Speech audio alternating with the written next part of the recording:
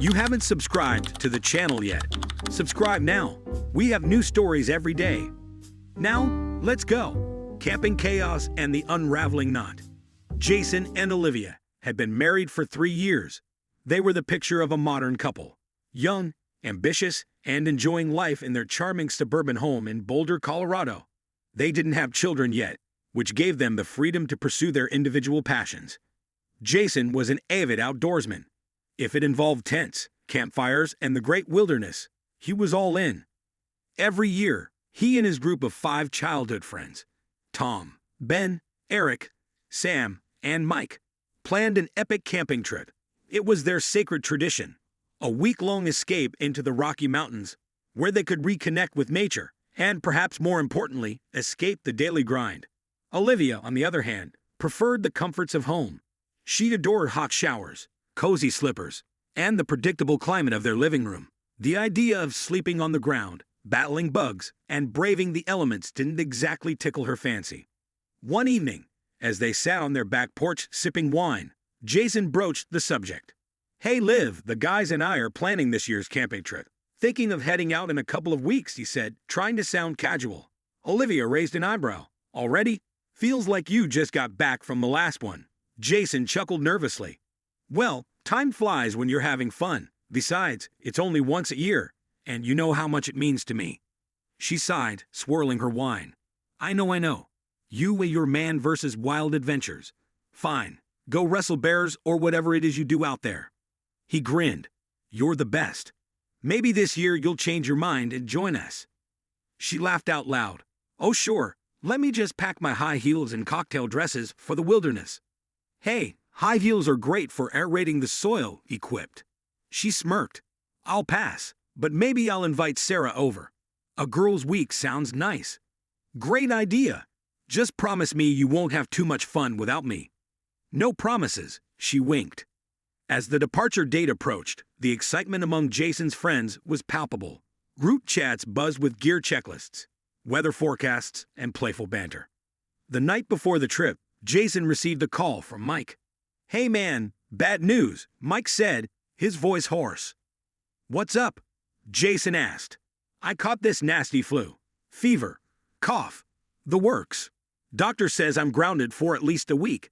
"Ah, that sucks. Are you sure you're not just chickening out because of the rumored mountain lions?" Jason teased. Mike chuckled weakly.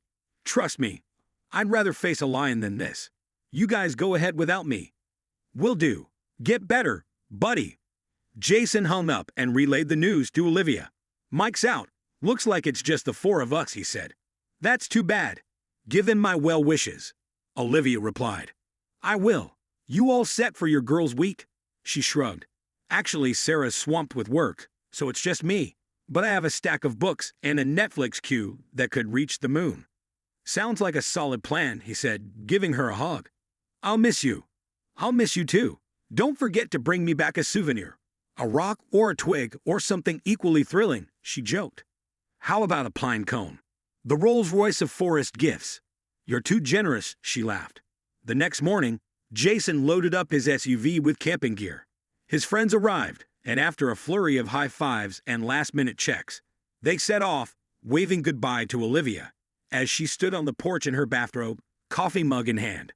"Don't get eaten by bears," she called out. "No promises," Jason shouted back. As the day unfolded, Olivia settled into her solo routine. She relished the quiet of the house, the freedom to watch guilty pleasure reality shows without judgment, and the liberty to eat cereal for dinner if she so chose.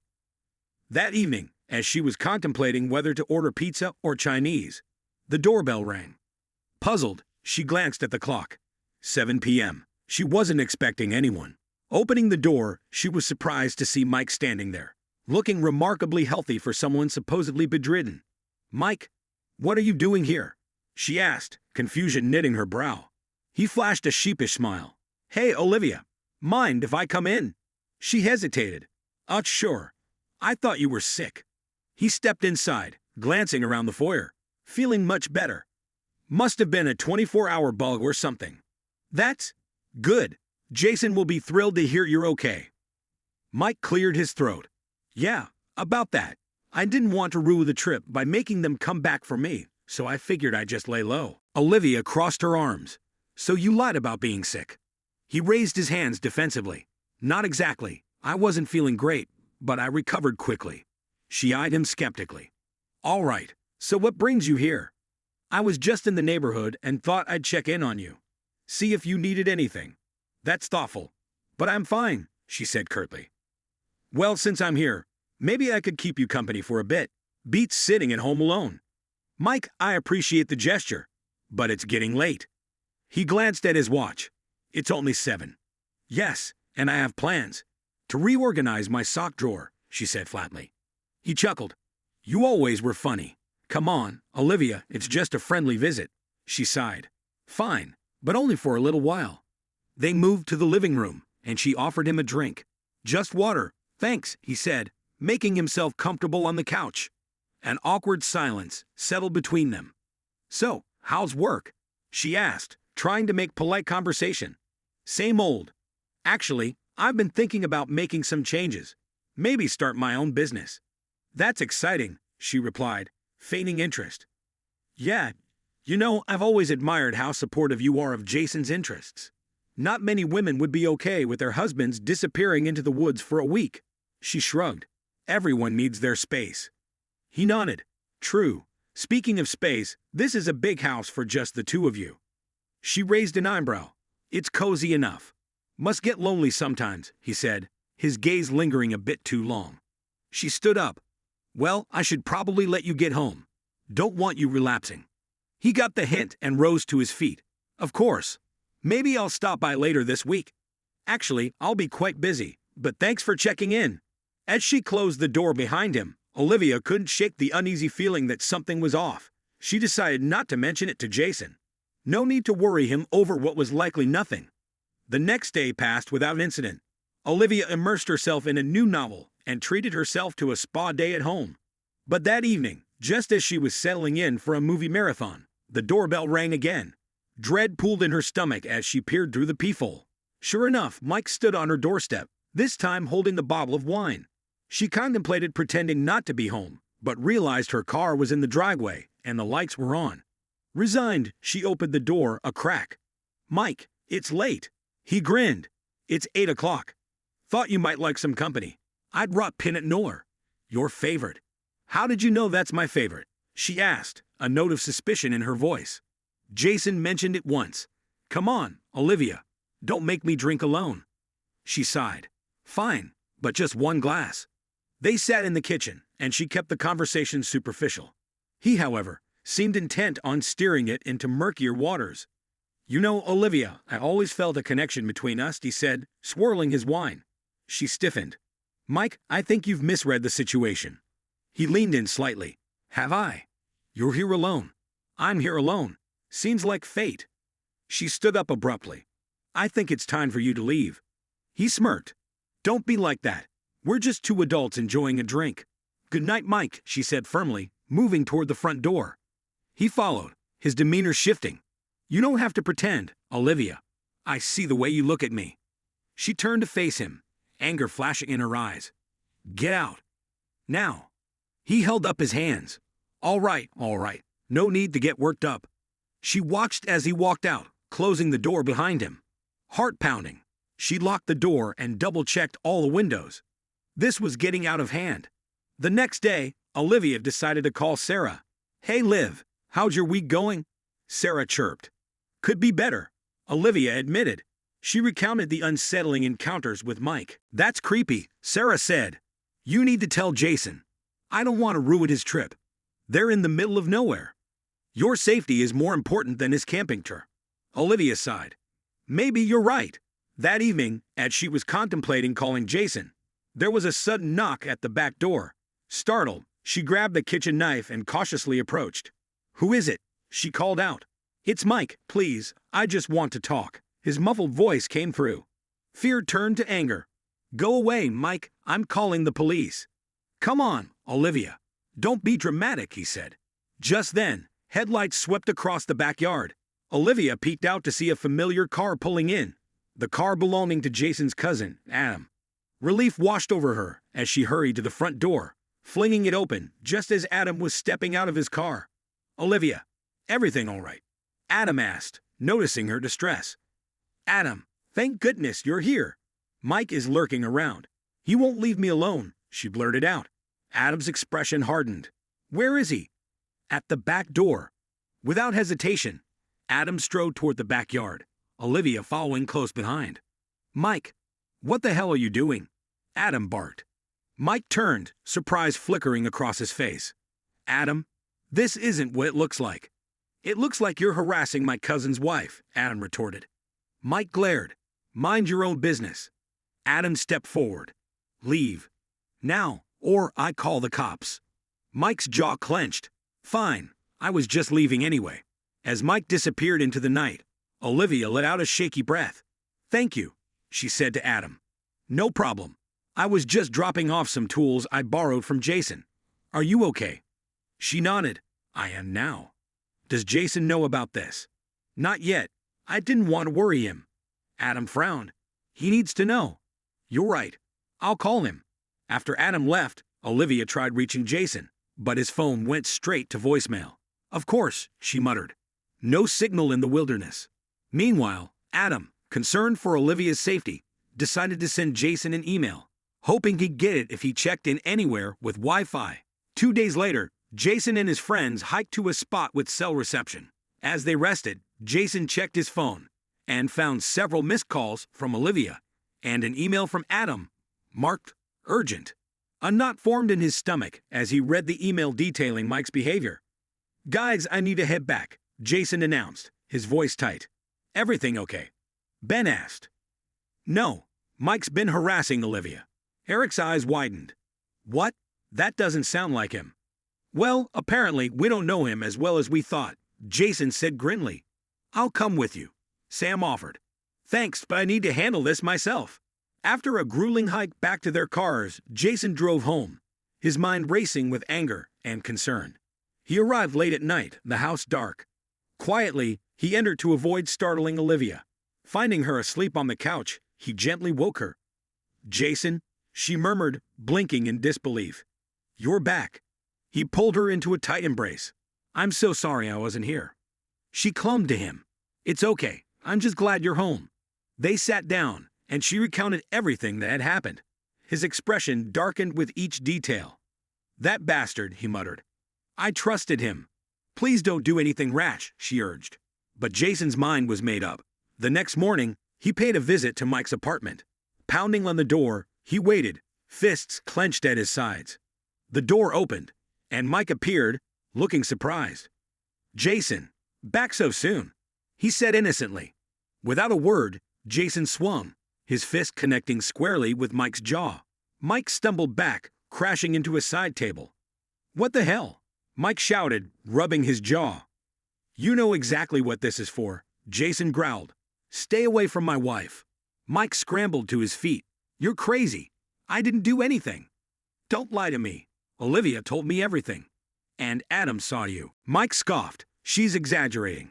I was just checking on her. At night? Uninvited? Peering through windows? Mike sneered. Maybe if you satisfied her needs, she wouldn't be so lonely. Red flashed before Jason's eyes. You crossed the line. They grappled, trading blows until neighbors, alerted by the commotion, called the police. Both men were detained, sitting in the back of squad cars as officers sorted out the situation. At the station, Jason explained everything, and after verifying his story, the police released him with a warning. Mike, however, was held on charges of harassment and trespassing. Returning home, Jason found Olivia waiting anxiously. Are you all right? She asked, eyes wide with worry. He nodded, exhaustion etched on his face. It's over. He's been arrested. She sighed with relief. I'm glad you're safe. But the ordeal had taken its toll. The trust between them had been shaken. Not because of anything Olivia had done, but because Jason couldn't shake the guilt of leaving her vulnerable. Weeks passed, and while Mike awaited trial, rumors began swirling in their social circles. Some questioned Olivia's role, unfairly casting doubt on her integrity. At a gathering, Jason overheard whispers. Maybe she led him on. Someone muttered. Wouldn't be the first time, another said. Fury boiled within Jason. Confronting them, he declared, If you have something to say about my wife, say it to my face. An uncomfortable silence followed. Feeling isolated and betrayed by their community, Jason and Olivia retreated inward. The stress began to fracture their relationship. Arguments erupted over trivial matters. "I feel like you're blaming me," Olivia said one night, tears streaming down her face. "I'm not blaming you," Jason sighed. "I'm angry at myself for not being here." "That's not fair. You couldn't have known." "I should have. Mike was my friend. I brought him into our lives." The tension became unbearable. One evening, after a particularly heated argument, Jason packed a bag. "Where are you going?" Olivia asked, panic in her voice. "I need some space. Maybe it's best if we spend some time apart," he said quietly. "Jason, please. We can work through this," she pleaded. He shook his head. "I don't know if we can." With that, he left, leaving Olivia devastated. Days turned into weeks. Jason stayed with his parents, contemplating their future. Olivia, feeling abandoned, sought solace in therapy, trying to process the whirlwind that had upended her life. One afternoon, she received divorce papers. Staring at the documents, her hands trembled. It felt surreal. When they finally met to discuss terms, the atmosphere was heavy with unspoken words. "Is this really what you want?" she asked, her voice barely above a whisper. He looked away. "I think it's for the best. After everything we've been through, you're just going to walk away." He sighed. "We can't go back to how things were. Too much has happened. Jason, I love you. Can't we at least try counseling?" He met her gaze, his eyes filled with regret. "I'm sorry, Olivia. I just can't." The divorce was finalized quietly, but the fallout was anything but. Friends took sides, and gossip spread like wildfire. Mike, having been released on probation, continued to stir trouble, insinuating that there had been more between him and Olivia. Unable to bear the scrutiny, Olivia decided to move to Seattle, hoping for a fresh start. As she packed up the house that had once been filled with laughter and love, she stumbled upon a photo album. Pictures of happier times. Tears blurred her vision as she flipped through the pages. Meanwhile, Jason remained in Boulder, haunted by memories and what-ifs. One evening, he met up with Adam. "You look like hell," Adam remarked. "Feel like it too," Jason admitted. "Did you ever consider that divorcing Olivia was exactly what Mike wanted?" Adam asked pointedly. Jason frowned. "What do you mean?" "Think about it. He wanted to destroy what you had because he couldn't have it himself." Jason rubbed his temples. "It's too late now." "Is it? Or are you just too stubborn to fix it?" That night, Jason pondered Adam's words. Realizing he might have made a terrible mistake, he tried reaching out to Olivia, only to find her number disconnected. Desperate, he drove to their old house, but it was empty. A for sale sign stood starkly in the front yard. He called Sarah, who informed him of Olivia's move. "She didn't leave an address," Sarah said coldly. "Maybe it's better this way." Months turned into years. Jason threw himself into work, but couldn't shake the lingering ache of lost love. One day, while attending a conference in Seattle, he wandered into a quaint bookstore. As he browsed the shelves, a familiar voice caught his ear. "Can I help you find something?" He turned to see Olivia standing there, looking as radiant as ever. "Olivia," he breathed. Her eyes widened in surprise. "Jason, what are you doing here?" "I'm in town for a conference." "I didn't know you were here." She offered a polite smile. "Well, now you do." An awkward silence stretched between them. "Can we talk?" he asked tentatively. She considered for a moment. "I suppose we can." They walked to a nearby cafe, the air thick with unspoken emotions. "You look good," he said. "Thank you. So do you." "I wanted to apologize," he began. "For everything." She stirred her coffee. "It's in the past. I was wrong to leave. I shouldn't have fought for us." She met his gaze. "Yes, you should have. Is there any chance at all that we could try again?" She sighed softly.